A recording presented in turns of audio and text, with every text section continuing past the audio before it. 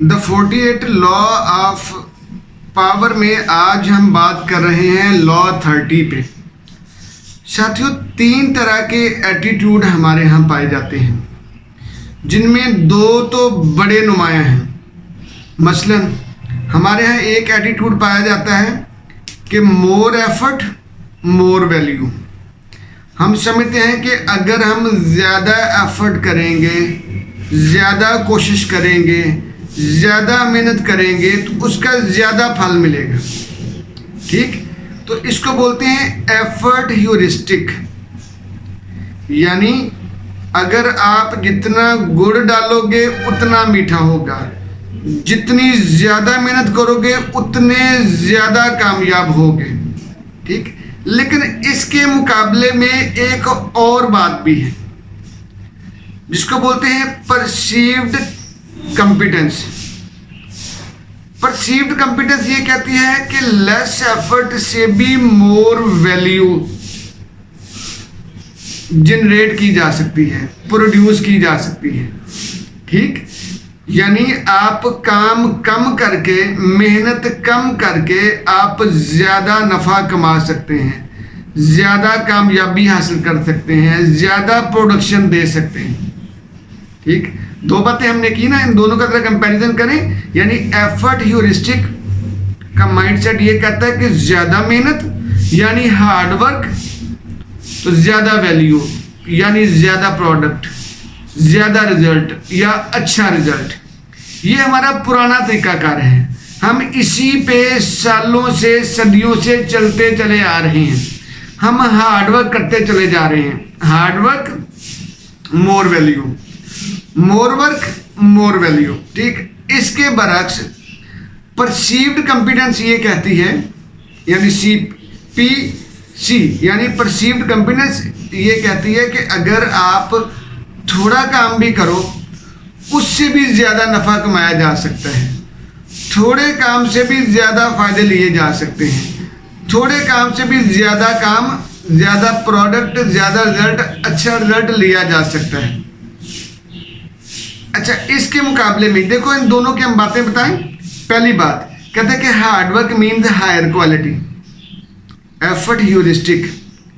Hard work means higher quality. आपने कभी देखा है कि हैंडक्राफ्टेड चीज़ें लोग बड़े शौक से खरीदते हैं? क्यों भला? क्योंकि बैक माइंड पे ये है कि ये हाथ से बनी हुई है, ज़्यादा एफर्ट लगी है। ठीक, उनमें अगर पायदारी कम हो, लेकिन फिर भी लोग हैंडक्राफ्टेड चीज़ों को ज़्यादा पसंद करते हैं। उसकी वजह यह है कि वो समझते हैं कि इसमें ह्यूमन एफर्ट ज़्यादा लगी है।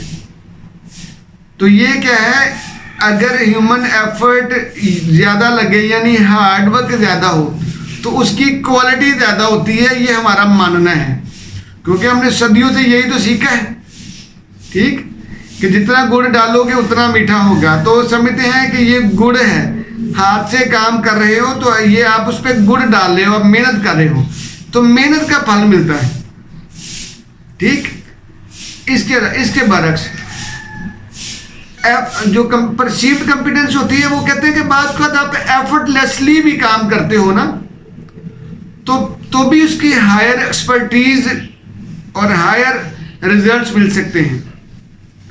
इसका मैं खुद इस चीज़ को समझ सकता हूँ बड़े अच्छे तरीके से, क्योंकि मैं अपने किसी एक प्रोजेक्ट पे फंसा हुआ था अपनी फैक्ट्री में।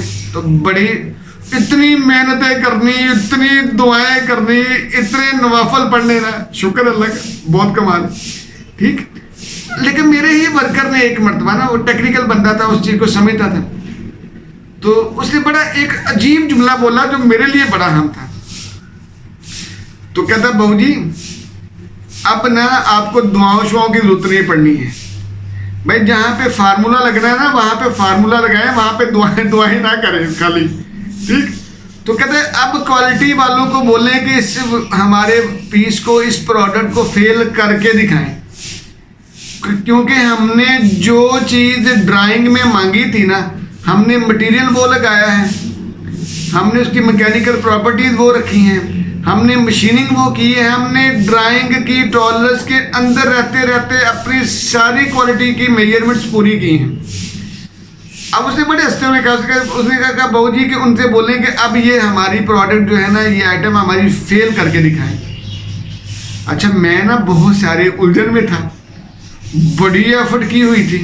मेरे लिए ये जुमला जो मेरे ही वर्कर ने बोला, वो मेरे लिए एक बड़ी रोशनी और मेरे लिए एक नई बसीरत का बायस बना कि भाई जिस लेवल का काम होना, उस लेवल की एक्सपर्टीज चाहिए। एफर्टलेसली भी काम हो सकता है, ज़रूरी नहीं है कि आप उस पर खपते ही चले जाएं, खपते ही चले जाएं। बाज़ औक़ात आप ऐसे थोड़ा सी कोशिश करते हो तो वो काम हो जाता है। तो यानी जो लोग किसी काम को अगर समझते हैं तो वो उसको एफर्टलेसली कर लेंगे, जो नहीं समझते उसको उनके ऊपर खपना पड़ेगा। तो इसलिए कहा गया कि ये जो एफर्टलेसनेस है ना, ये भी बड़ी कमाल है। ठीक, उसके बाद तीसरी बात आ गई, आपने कहते कि आपने कॉन्फिडेंट स्पीकर कभी देखे होंगे, देखिए ना, कॉन्फिडेंटली बोलने वाले, बातचीत करने वाले। अच्छा, वो कॉन्फिडेंटली क्यों बोल रहे होते हैं, वो कैसे बात कर लेते हैं?